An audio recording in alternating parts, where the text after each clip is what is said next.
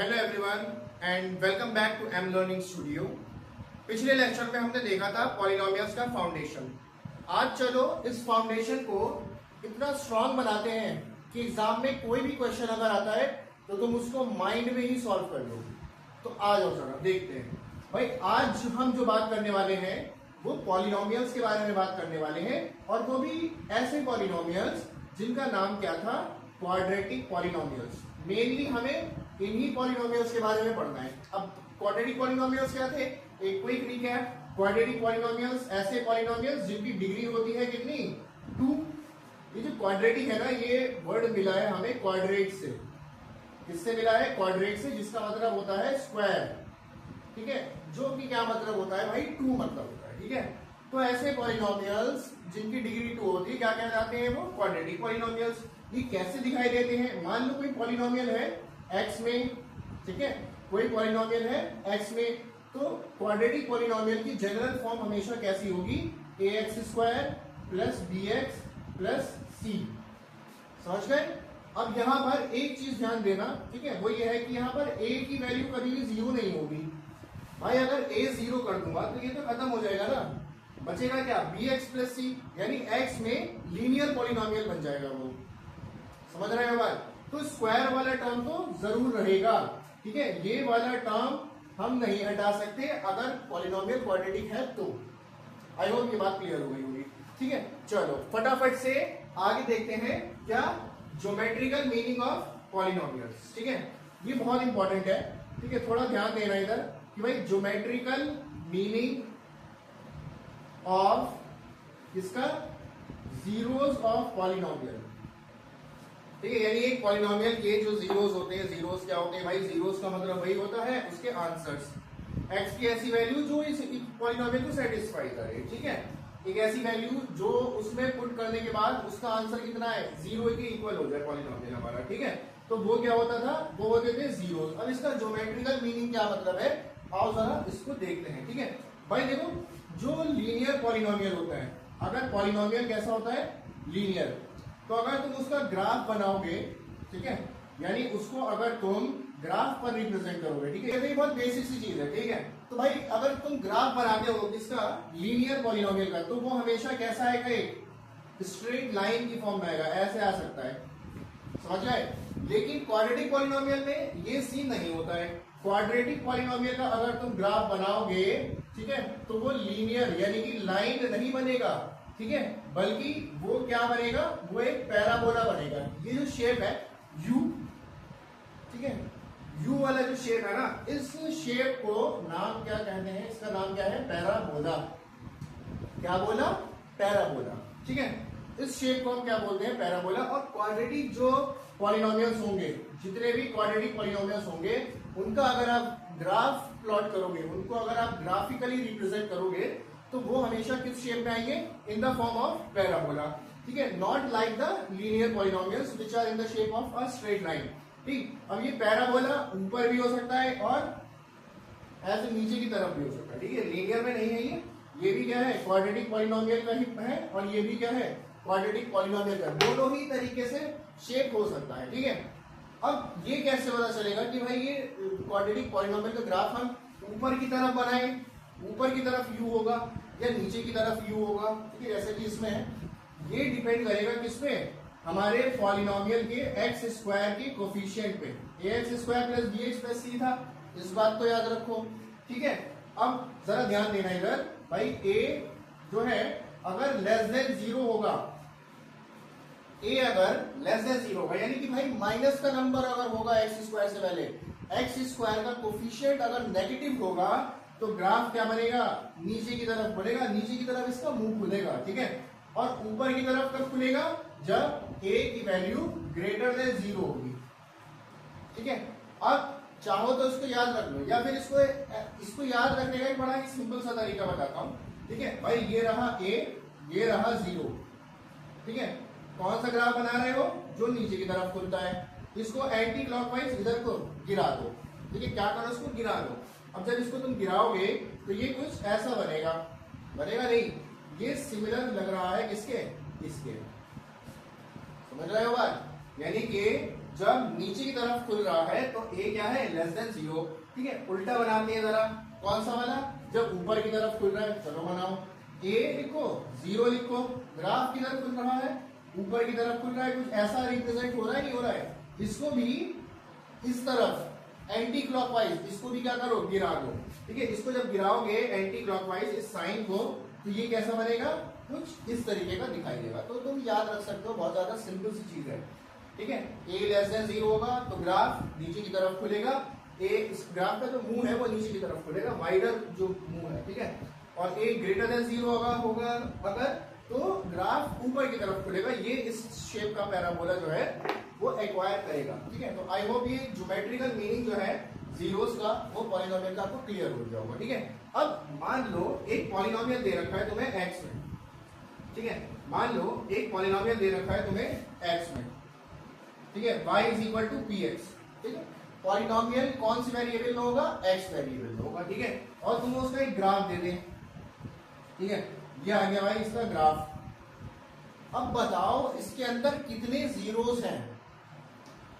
एक बात बस ध्यान रखना, जब भी पॉलिनोमियल x में होगा तो तुम चेक करो कि x एक्सिस को कितनी बार टच कर रहा है। जितनी बार टच करेगा ग्राफ उतनी ही बार क्या मिलेंगे, इसके जीरोस मिलेंगे, उतने ही पॉइंट्स पर इसके आंसर मिलेंगे तुम्हें। ठीक है, जैसे यहां पर 1 2 3, 3 बार इंटरसेक्शन है, 3 बार छू रहा है ना x एक्सिस को, तो इसका मतलब इसके अंदर कितने जीरोस होंगे, 3 जीरोस होंगे। समझ गए। अब यही अगर मैं क्वेश्चन घुमा देता, क्वेश्चन को कुछ ऐसे लिख देता कि x is equal to P Y, बताओ भाई इसका आंसर आप देना कमेंट्स के अंदर कि भाई अगर पॉलिनोमियल y में है तो तुम्हें ये चेक करना पड़ेगा कि y एक्सिस को ये जो ग्राफ है ये कितनी बार टच कर रहा है। ठीक है, ये कितनी बार टच कर रहा है, हिंट दे दी है। अब आंसर तुम खुद लिखना कमेंट्स में। ठीक है, आगे बढ़ते हैं भाई। तो अगले टॉपिक का नाम देखो क्या है, relationship between zeros of a polynomial and it's coefficients. जितना लंबा इसका नाम है उतना ही छोटा सा ये टॉपिक तुम्हें समझ में आ जाएगा। ठीक है, बहुत आसान सा टॉपिक है। मतलब क्या है भाई कि अगर एक पॉलिनोमियल की जीरोस हैं, ठीक है, उसका उस पॉलिनोमियल की कोफिशिएंट्स के साथ में क्या रिलेशनशिप है। ठीक है, चलो ये सब चीजें पहले देख लो कि पॉलिनोमियल में कहां पर ये चीजें हैं। ठीक है, एग्जिस्ट कहां करती है। मान लो एक पॉलिनोमियल है px is equal to ax square plus bx plus c। ठीक है, c क्या है, यहाँ पे कुछ कांस्टेंट होगा, b क्या है, x का कोफिशिएंट है b, a क्या है, x स्क्वायर का कोफिशिएंट है a। ठीक है, a क्या है, x स्क्वायर का कोफिशिएंट है। तो कोफिशिएंट्स तो ये आता है। जीरोस क्या चीज होती है भाई, अगर पॉलिनोमियल की डिग्री 2 है, ठीक है, तो बताया था ना कि भाई जितनी डिग्री होगी उतने ही नंबर ऑफ जीरोस होंगे। ठीक है, बात सही है। ठीक है, तो अगर इसकी डिग्री जो है वो 2 है, ठीक है, क्योंकि हम पढ़ रहे हैं क्वाड्रेटिक पॉलिनोमियल, तो डिग्री तो भाई 2 होगी। ठीक है, तो इसके जीरोस भी कितने होंगे बताओ, 2 ही तो होंगे। यानी इसके जो सॉल्यूशन आएंगे वो भी कितने आएंगे, 2 ही आएंगे। 2 ही डिग्री है और 2 ही इसके जीरोस होंगे। मान लो इसके जीरोस हैं क्या, अल्फा और बीटा। क्या है जीरोस, अल्फा और बीटा। ठीक है, तो इनके बीच में 2 तरीके के रिलेशनशिप होते हैं। पहला रिलेशनशिप है भाई हमारा सम ऑफ जीरोस, यानी जीरोस को प्लस कर दो, क्या होगा, अल्फा प्लस बीटा। ठीक है, सम ऑफ जीरोस का मतलब अल्फा प्लस बीटा। अब इसका रिलेशनशिप होता है इन कोफिशिएंट्स के साथ। कोफिशिएंट कौन, ए बी सी। ठीक है, क्या रिलेशनशिप होता है कि भाई सम ऑफ जीरोस यानी अल्फा प्लस बीटा हमेशा इक्वल होगा माइनस बी अपॉन ए के। ठीक है, ये बात बहुत अच्छे से समझ लो कि सम ऑफ जीरोस क्या होगा, माइनस बी अपॉन ए। और इसी तरीके से एक और रिलेशनशिप होता है इसमें, वो होता है इनके प्रोडक्ट के बीच में। प्रोडक्ट ऑफ जीरोस यानी कि alpha into beta, alpha multiply by beta यानी कि अल्फा बीटा, वो हमेशा इक्वल होगा किसके, सी अपॉन ए के। तो ये 2 तरीके के तुम्हारे क्या है, relationship between zeros of a polynomial and it's coefficients है। ठीक है, इन व्हाट, क्वाड्रेटिक पॉलिनोमियल। बहुत ज्यादा सिंपल सी बात है, कोई ऐसा रॉकेट साइंस नहीं है इसके अंदर। ठीक है, थोड़ा सा अगर ध्यान से पढ़ लोगे, ठीक है, अगर कॉपी पेन लेकर बैठे होगे, इसको लिख भी लोगे ना 2-3 बार, तो अपने आप याद हो जाएगा। ये इसमें कोई एक्स्ट्रा एफर्ट लगाने नहीं पड़ेगा तुम्हें। ठीक है, लेकिन तुम कहाँ मानोगे, तुम तो बस ऐसे ही देख लेते हो वीडियो, ठीक है। चलो खैर ठीक, तो ये बात आई होप की क्लियर हो गई होगी, ठीक है। अब बात ये आती है कि भाई जीरोस की बात हमने बहुत देर से कर रहे हैं, ठीक है। 0 0 0 0, अगर 0 निकालने को पूछ लिया जाए तो क्या होगा, ठीक है। तो चलो नेक्स्ट टॉपिक में देखते हैं हम कि जीरोस निकालने, समझते हैं कि हम जीरोस कैसे फाइंड करेंगे इस एक क्वेश्चन की मदद से, ठीक है। क्वेश्चन कुछ ऐसा है कि एक पॉलिनोमियल दे रखा है 6x² - 3 - 7x, ठीक है। पॉलिनोमियल की डिग्री कितनी होगी, 2 होगी, तो आंसर भी कितना आएंगे, 2 आएंगे, ठीक है। इस बात को याद रखना, ठीक। चलो एंड में दिखाएंगे, ठीक। अब इसको हम जो मेथड यूज करेंगे ना इसको सॉल्व करने का, इसके जीरोस फाइंड करने का, उसका नाम है मिडिल टर्म स्प्लिटिंग मेथड। इसको हम फैक्टराइजेशन मेथड भी बोलते हैं, ठीक है। तो चलो देखो क्या होता है इसमें। भाई सबसे पहले तो तुम्हें क्या करना है, जो भी पॉलिनोमियल है उसको चेक करना है कि वो हमारा जो जनरल इक्वेशन, जनरल पॉलिनोमियल था, ठीक है, जनरल फॉर्म थी उसमें लिखा है या नहीं लिखा, ठीक है। पहले उसमें लिख लो। जनरल फॉर्म कुछ ऐसी थी कि पहले स्क्वायर वाला आएगा, फिर एक्स वाला आएगा, फिर कांस्टेंट आएगा। जो पॉलिनोमियल दे रखा है उसमें ऐसा नहीं है, ठीक है, तो उसको पहले ऐसा बना लो, ठीक है। क्या करो, px = 6x² - 7x - 3, पहले x² वाला, फिर x वाला, फिर कांस्टेंट आएगा, ठीक है। चलो अब तुम्हें क्या करना है, एक बात का तुम्हें बस याद रखना है, तुम्हें ये याद रखना है बस कि भाई तुम्हें कांस्टेंट और x² के कोफिशिएंट मल्टीप्लाई करने हैं, ठीक है। कांस्टेंट और x² के कोफिशिएंट को कर दो मल्टीप्लाई, तो 3 6 are 18, 3 6 are 18, ठीक है। अब 18 मल्टीप्लाई करने पे तुम्हें दो नंबर ऐसे ढूंढो जिनको मल्टीप्लाई करने पे क्या है, 18 आना चाहिए, और उन्हें माइनस करने पे 7 आना चाहिए। साइन देखना है तुम्हें कांस्टेंट से पहले वाला, क्या है, माइनस, यहाँ पे प्लस होता तो प्लस करने पे 7 बनाते, ठीक है। और नंबर तुम्हें लेना है एक्स वाला, ठीक है, एक्स का कोफिशिएंट, ठीक। यानी तुम्हें ऐसे दो नंबर ढूंढने कि मल्टीप्लाई करने पर 18 बने। 18 क्यों बने, क्योंकि 18 ही आया था कांस्टेंट और x² के कोफिशिएंट को मल्टीप्लाई करके, ठीक। और माइनस करने में तुम्हें मिडिल टर्म बनाना है, तभी तो मिडिल टर्म स्प्लिट होगा, समझ रहे हो। चलो देखो, तो ऐसे दो नंबर कौन कौन से हैं जिन्हें माइनस करने पे क्या है, 7, और मल्टीप्लाई करने पे 18 है। हाँ, थोड़ा सा अगर दिमाग लगाओगे तो पहुंच जाओगे कि भाई ऐसे दो नंबर्स हैं 9 2 18 और 9 - 2 7। बस इतनी सी बात अगर तुमने समझ ली तो अब खेल खत्म, ठीक है। तो बचा क्या भाई, अब 6x² - 7 की जगह पे उठा के रख दो क्या, 9 - 2, लिख सकते हैं ना भाई 7 को, 9 - 2 तो 7 होता है, ठीक है। तो 7 की जगह पे लिख दिया 9 - 2, बाकी बचा जो उसको ऐसा का ऐसा ही उतार दो, ठीक है। कोई भी बार बराबर की उसमें चेंजेस नहीं करने, ठीक है। तो क्या करा, स्प्लिट कर दिया हमने मिडिल टर्म को दो पार्ट्स में, ठीक है। चलो अब क्या करो, ब्रैकेट खोल लो, खत्म। 6x² - 9x, भाई 9 × x 9x, और ये माइनस था तो माइनस आ गया, अब ये माइनस माइनस प्लस आएगा, ठीक। 2 की मल्टीप्लाई x से करोगे तो 2x आएगा, ठीक है। देखो यहां तक अगर पहुंच गए ना तो आसान है अब क्वेश्चन, ठीक है। अब तुम्हें क्या करना है, सिर्फ कॉमन लेना है, ठीक है। पहले दो का पेयर बना लो और लास्ट के दो का पेयर बना लो।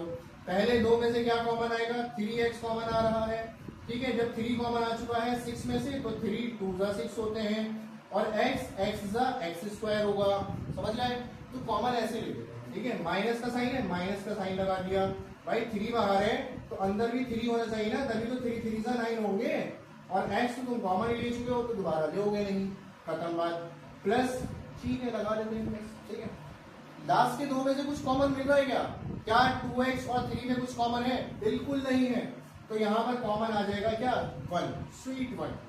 तो 2x - 3 ही बचेगा, क्योंकि 1 कॉमन लिया है ना, तो जो है वही बच गया, ठीक है। चलो अब यहां पर कॉमन आ रहा है क्या, एक पूरा ब्रैकेट 2x - 3, और बचेगा क्या, यहाँ से 3x और यहाँ से +1, ठीक है। अब जब तुम्हें जीरोस फाइंड करने होते हैं तो पॉलिनोमियल को जो फैक्टर्स आ रहे होते हैं इन्हीं को 0 के इक्वल कर दो, ठीक है।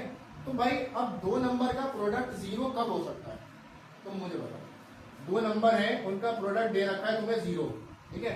मान लो ये 12 है, तो दूसरा नंबर 0 होना चाहिए, तभी तो 0 आएगा।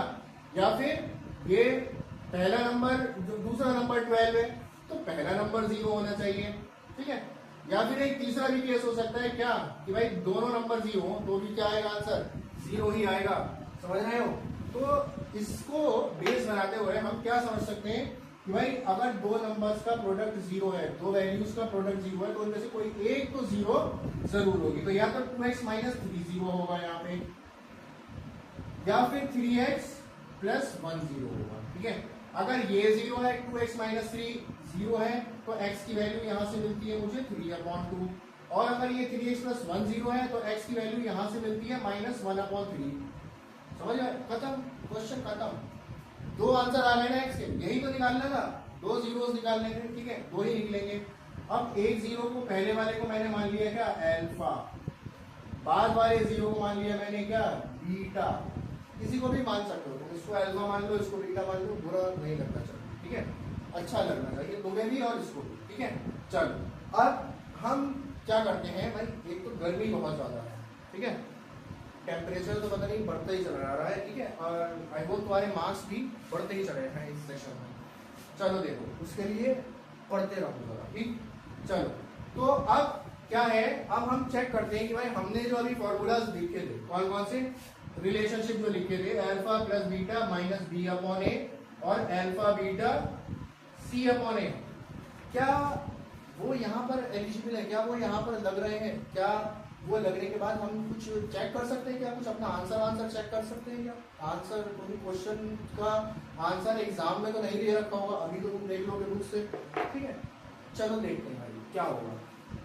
अल्फा प्लस बीटा, अल्फा कितना है 3/2, बीटा कितना है -1/3, 3/2 और -1/3।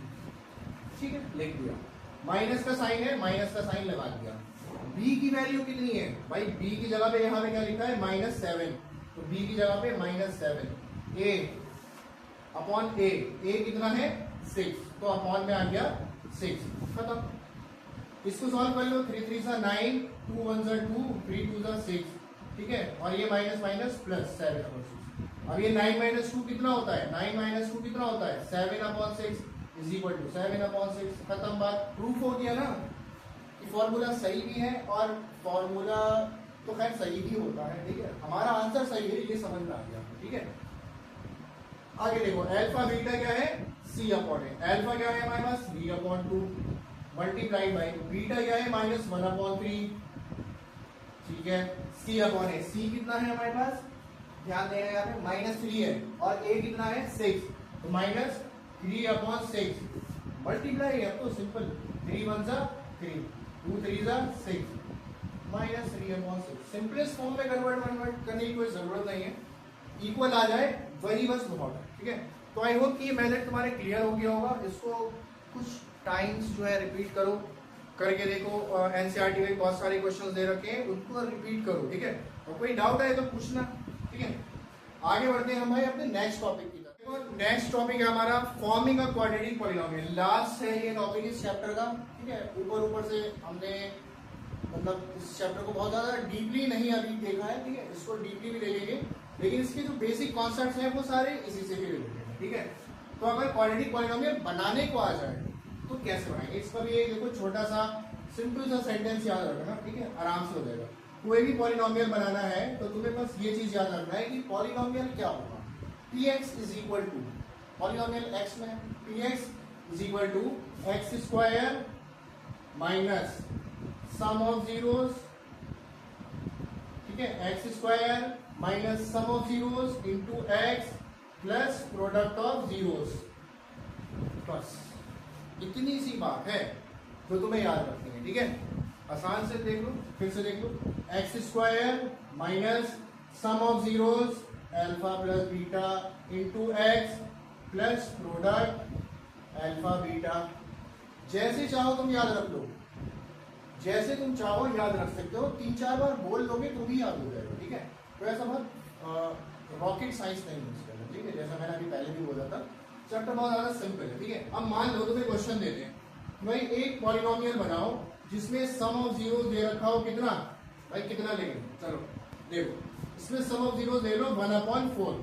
ठीक, प्रोडक्ट मान लो तुम्हें दे रखा हो क्या, प्रोडक्ट ऑफ जीरोस है कितना -1 ले लो। ठीक है, आई थिंक ये एनसीईआरटी का ही एक क्वेश्चन है, ठीक है, चलो अच्छा है, समझना आ जाएगा। ठीक, तो क्या करना है तुम्हें, क्या करना है, बहुत ज्यादा मुश्किल क्वेश्चन है ये, बहुत ज्यादा। ठीक है, बस इतना आसान क्वेश्चन है। देखो px इज इक्वल टू क्या था, x square minus sum of zeros into x plus product of zeros. ठीक है, अरे सम की जगह सम लगा दो, प्रोडक्ट की जगह प्रोडक्ट लगा दो, आंसर आ गया, खत्म। यानी px की वैल्यू कितनी होगी, एक्स स्क्वायर माइनस, यानी पॉलिनोमियल क्या होगा, एक्स स्क्वायर माइनस सम कितना दे रखा था 1/4 एक्स, प्रोडक्ट कितना दे रखा है -1। अब ये तो खोल ही लोगे ना, प्लस माइनस माइनस ही हो जाएगा। ठीक है, चलो लिख देता हूँ। ठीक है, एक स्टेप और सही।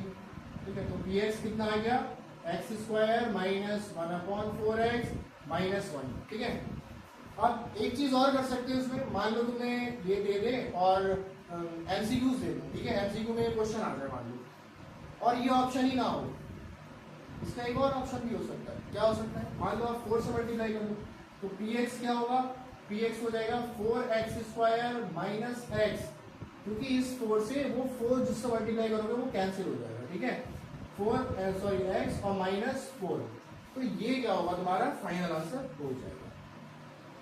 ठीक है, तो आई होप कि ये तुम्हें बेसिक कॉन्सेप्ट जो है वो इस चैप्टर के क्लियर हो गए होंगे। प्लीज इनको रिवाइज कर लेना और क्वेश्चन जो है वो बुक से करना स्टार्ट कर दो। टाइम जो है वो देखते ही ये पूरा साल जो है वो निकल जाता है। ठीक है, I hope it is clear to you now. Thank you, हम मिलेंगे नेक्स्ट वीडियो में। Till then study hard.